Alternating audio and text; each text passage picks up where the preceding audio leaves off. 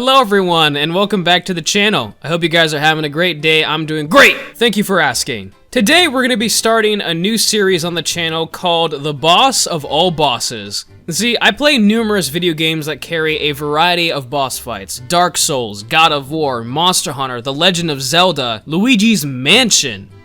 Okay, maybe not that one, but you get the idea. So my goal for this series is to go through every single video game that I have ever played in my lifetime, and what I will play in the future, in order to pinpoint the best of the best, the boss of all bosses. Think of this series as my top 10 favorite bosses of all time in video games, but like every single entry is its own video. Today's video is dedicated to the series that started this channel when I had a measly 25 subscribers. Monster Hunter. So without further ado, I hope you rock-headed freaks enjoy. Let's get started, shall we?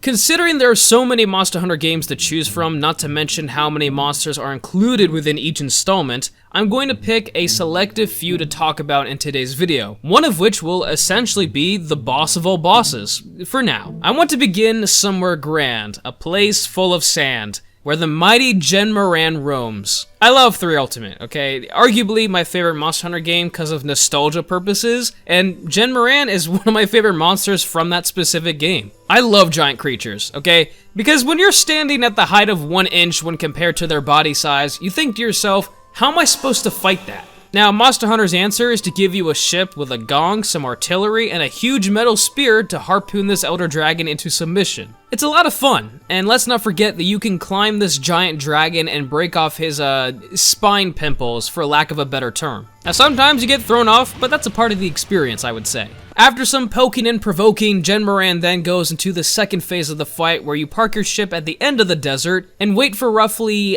I would say 2 hours for Moran to approach you. And that's pretty much the entire fight. While this hunt definitely has some issues in the form of testing your patience and uncertain hitboxes, I like this fight a lot. His hunt is very unique when compared to other monsters in the series, and I definitely could see him being the boss of all bosses when it comes to Monster Hunter. Except, why would I start with my favorite boss for this video? Like, that's dumb. I'm only getting started, fools. Even Khezu is 10 times better than I'm just kidding, okay. More like 10 times better than Zero, because 10 times 0 is still 0.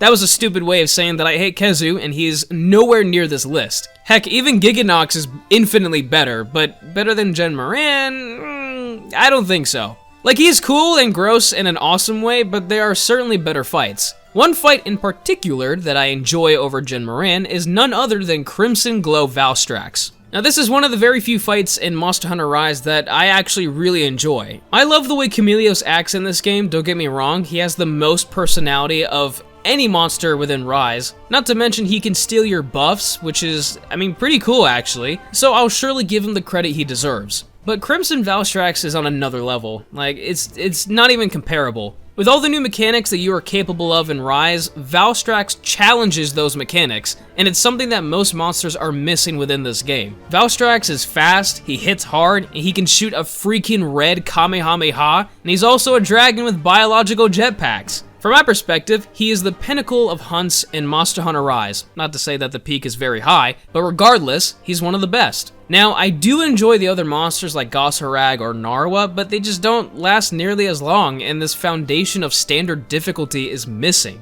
Difficulty is crucial to me personally. The reason why is for an entirely different video, and while I do blame the Soul series for implanting this expected challenge for every other video game I play, I try to look at everything fairly. Although that's not to say that Monster Hunter doesn't have its fair share of difficult hunts. When Raging Brachydios first came out, he was an explosive challenge. Thank you, thank you. Essentially, most hits would result in the slime falling off his body and then immediately explode, causing a lot of damage. This meant you had to strategize and use certain weapons in order to avoid the direct explosions that would happen quite a bit, honestly. You had to be creative. In Iceborn, they gave him a final phase with some epic choir music, I should say, very nice, that completely changed up the entire formula. Instead of exploding right away, the slime would stick to the ground, and after a certain amount of time,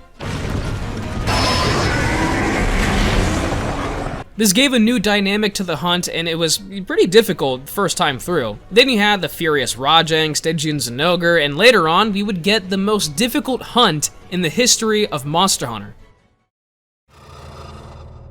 Alatron's readying a big attack. Keep your healing items ready. Okay, please, tell me we reached the threshold. I don't wanna... Okay, dude, I was about to bust a nut. Consider everything else before Alatron a warm-up. The main factor that made Alatron difficult was you and your team had to meet a certain damage threshold in order to survive his ultimate attack, the Eschaton Judgment. If you didn't meet the requirements or the threshold, you and your entire team would cart. No cover to hide behind, no secret bunker, no praying to God, you would just die and fail the quest. Now over time, people started to understand that you had to use elemental damage against Alatron in order to weaken the Eschaton Judgment so that you could survive it, which is a really neat mechanic. However, this didn't happen without many people petitioning for Alatron to be weaker, which I will always see as a hilarious moment to visit back on 3 AM. Good times. Alatron alone is harder than fighting Valstrax, Narwa, and all the other Elder Dragons in one arena from Rise. He seriously was a major threat, even with the best endgame gear, which I believe was Safi at that point. Let us not forget, by the way, that Alatron is also the avatar in dragon form, shooting blasts of water, ice, fire, summoning thunder, and of course the best element from the show, Dragon Element. With all these monsters to choose from, I think it's safe to say that Alatron is the most complex of the bunch, and it looks like we have our first entry for this series. Except I lied. Alatron is not the toughest monster in the franchise. Not even close, okay? That belongs to the last monster introduced for Monster Hunter World Iceborn.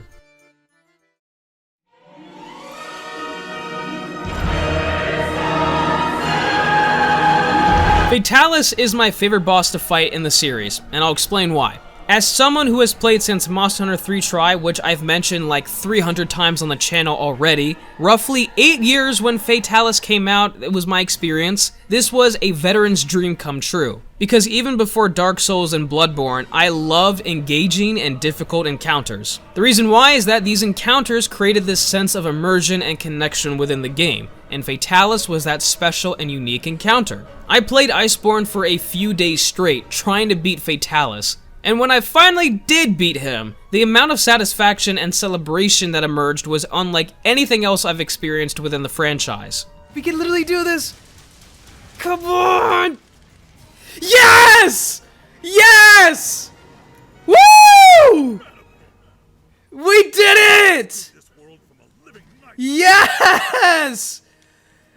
Big Paul! When you look at the other entries, they are a lot of fun to hunt, even still to this day. But after a few hunts, you understand what to do, and it becomes a blur when compared to the other monsters. Fatalis is still difficult even to this day, for multiple reasons. If you don't have full endgame armor that is maxed out with steroids intact, you will die. Or, excuse me, you'll faint. Because let's be honest, being burned to a crisp only makes you pass out.